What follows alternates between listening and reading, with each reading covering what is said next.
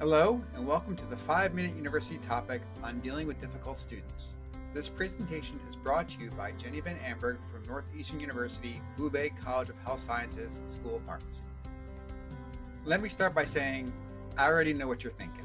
There is no way we can cover the topic of dealing with difficult students in only 5 minutes. However, we can define difficult students and who they are, and then outline some helpful strategies and quick tips to help you start to think about how to personally improve the way you manage and engage difficult students. Remember, we are all difficult in some way or another. We don't get along with everyone all the time, and neither do our students. So, how do we define difficult students? Students can be difficult to manage and teach due to cognitive and non-cognitive reasons. Difficulties may arise due to language or cultural barriers, emotional issues, lack of motivation, poor time management skills, learning disabilities, overly involved in extracurricular activities, part-time work, and many other reasons. Each of these may require different strategies in order to effectively manage and engage a particular student in the classroom. Think about it like puzzle pieces. How do we connect? Although our students are high-achieving professional students, they may still struggle with cognitive deficiencies in some cases. This could be due to a lack of preparation, inadequate baseline knowledge, poor study skills, or test anxiety. Early detection is key in these situations. Helping students identify the deficiencies and work with them to develop a plan is critical in order for these students to be successful. Supplemental instruction, which is offered by many faculty, peer tutoring programs, peer mentoring, and learning style assessments, and identifying effective learning strategies can all help improve student learning and success. In some cases, students may need to be referred to the appropriate office for disability services or other counseling services to deal with stress or anxiety. The more complicated issues arise when faculty are dealing with non-cognitive issues. For example, lack of commitment or motivation. These students may be harder to reach and support. They may produce mediocre or failing test scores, and attendance is often a problem. Students may be struggling with their career choice and question whether this is the right profession for them.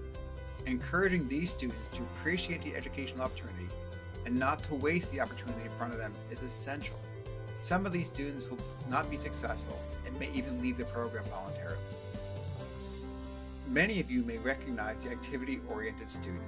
These students equate success to being busy. They are often overcommitted and their grades may suffer. They feel entitled to special treatment as a result of their efforts in extracurricular activities. It is important to work closely with these students to help them understand appropriate expectations. In addition, time management skills are critical in this group, often reminding them that effort in extracurricular areas is to be commended but may be futile if they do not complete the degree program. Sometimes we need to remind these students that effort does not translate to a good grade. It is important to remind the student that they need to achieve competencies that are usually measured through some type of assessment. How do we do it?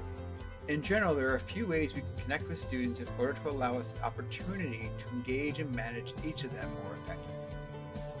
Express empathy. By expressing empathy for our students, we become approachable and real. When students view our position of power as intimidating, they are often afraid to come to us for help.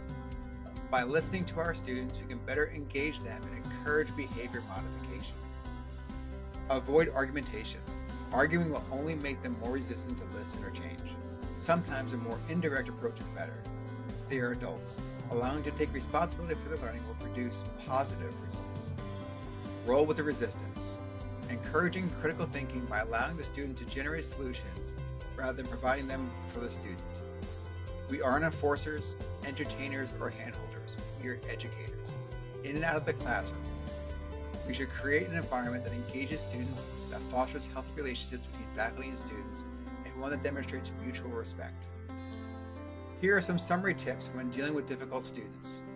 Identify the barriers that are keeping you from engaging and connecting with students. Reflect on your own experiences.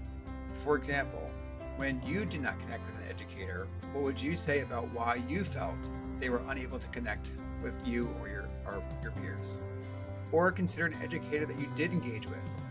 Why were they successful at connecting with you or other students? This concludes our time for 5-Minute University. After completing a short survey on the next page, you can access the handout full of additional resources on this topic.